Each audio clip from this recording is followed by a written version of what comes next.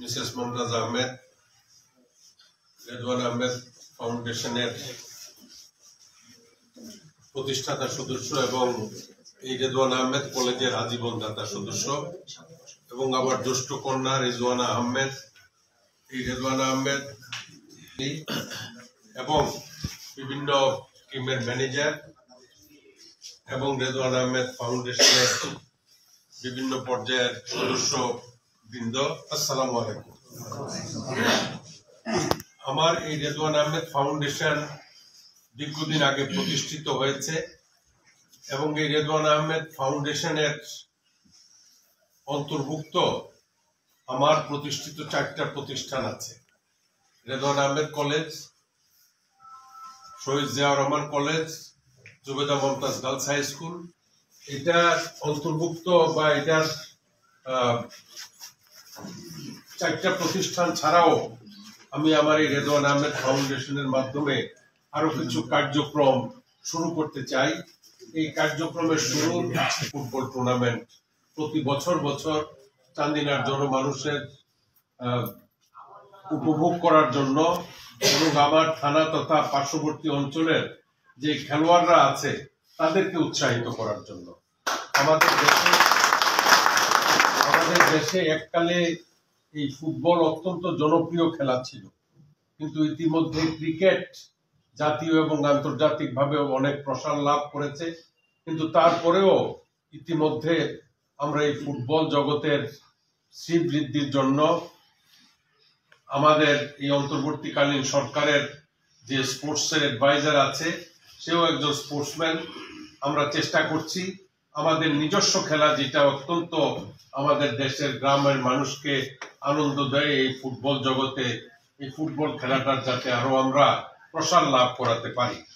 তো আমরা আমাদের এই রেদওয়ান আহমেদ ফাউন্ডেশনের পক্ষ থেকে ইতিপূর্বেও আমরা একটা টুর্নামেন্ট ছেড়েছিলাম, কিন্তু দুর্ভাগ্যবশত যেহেতু আমি একজন রাজনৈতিক ব্যক্তি, আমি ক্ষমতার সাথে যারা ছিলেন তখন আমাকে নিরুৎসাহিত করেছেন বা আমার এই টুর্নামেন্টকে নিরুৎসাহিত করেছেন এবং ফাইনাল খেলার দিন ওই বিগত সরকারের সাথে সম্পৃক্ত ছিল সালাম মুর্শিদিও ব্যবসায়িক জগতে আমার সাথে আমার একসময় সহকর্মী ছিল।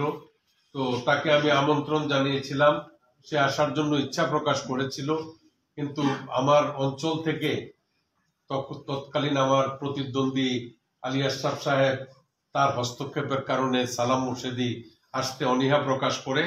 তো এই বছরও আমি চেষ্টা করব আমাদের ফুটবল জগতের সাথে যারা জড়িত আছে তাদের মধ্য থেকে আমাদের এই অনুষ্ঠান পরিদর্শনের জন্য, খেলা উপভোগ করার জন্য কাউকে না কাউকে আমন্ত্রণ জানাতে।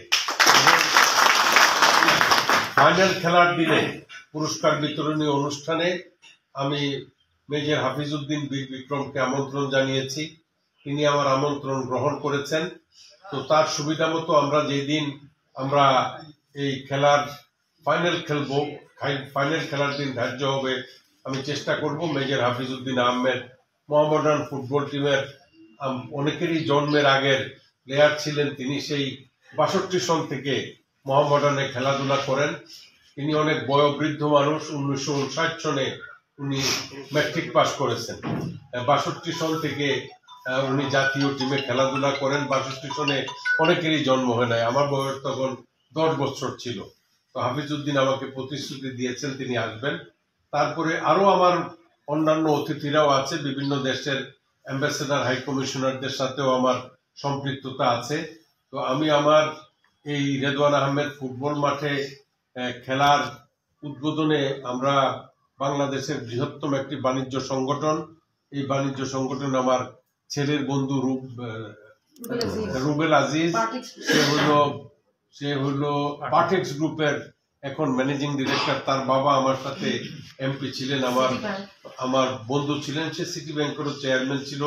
তাকে আমি আমন্ত্রণ জানিয়েছি উদ্বোধনের দিনে। আমি আশা করি রুবেল আমাদের এই খেলার উদ্বোধন করবে, কারণ আমি আপনাদের আমার নিজের ফাউন্ডেশন, এটা আমার ঘর, এটা আমার বাড়ি। হ্যাঁ, আমি উদ্বোধনী অনুষ্ঠানে থাকবো, কিন্তু আমার একজন মেহমান এসে যদি এটা উদ্বোধন করে, তাইলে আমাদের খেলোয়াড়রা, টিম ম্যানেজাররা সবাই আনন্দিত হবে, উদ্বেলিত হবে এবং তারা সেটাকে সুন্দরভাবে উপভোগ করার জন্য আরো অনেক উৎসাহিত হবে। তো যাই হোক, তো আমার মেয়ে রেদওয়ানা আহমেদই আসলে এই রেদওয়ানা আহমেদ ফাউন্ডেশন গোল্ড কাপ টুর্নামেন্টটা ছাড়ার জন্য 2016 সনেও সেই উদ্যোগ নিয়েছিল এবং এই বছরও আমার জ্যেষ্ঠ কন্যা সেই এটার উদ্যোগ গ্রহণ করেছে। তো এখন আসলে সে তো আর ফুটবল খেলায় পারদর্শী না, আমরা নিজেরাও ফুটবল খেলায় পারদর্শী না, তারপরেও আমাদের একটা জাতীয় খেলা হিসাবে এটাকে উৎসাহিত করার জন্য আমার পক্ষ থেকে আমি উদ্যোগ গ্রহণ করেছি।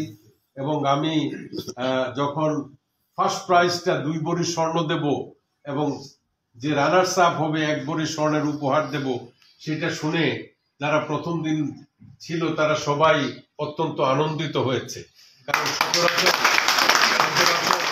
সচরাচর গ্রাম পর্যায়ের কোন টুর্নামেন্টে এত মূল্যবান পুরস্কার দেওয়া হয় না এই যে চ্যাম্পিয়ন বা রানার্স আপের জন্য। এবং অন্যান্য যারা খেলোয়াড় থাকবে তাদেরকেও কিভাবে আমরা পুরস্কৃত করব সেই বিষয়গুলোও আমার মেয়ের তত্ত্বাবধানে যে টিম করা হয়েছে, এখানে আমাদের অনেক খেলোয়াড়রাও আছে, তারা যেইভাবে সাজেস্ট করবে সেইভাবেই ইনশাল্লাহ আমাদের টিমের বিভিন্ন কার্যক্রম পরিচালনার জন্য আমি পেছন থেকে যোগান দেব, যাতে আমার এই রেদওয়ানা আহমেদ ফাউন্ডেশন ফুটবল টুর্নামেন্ট একটা সুন্দর খেলায় পরিণত হয়।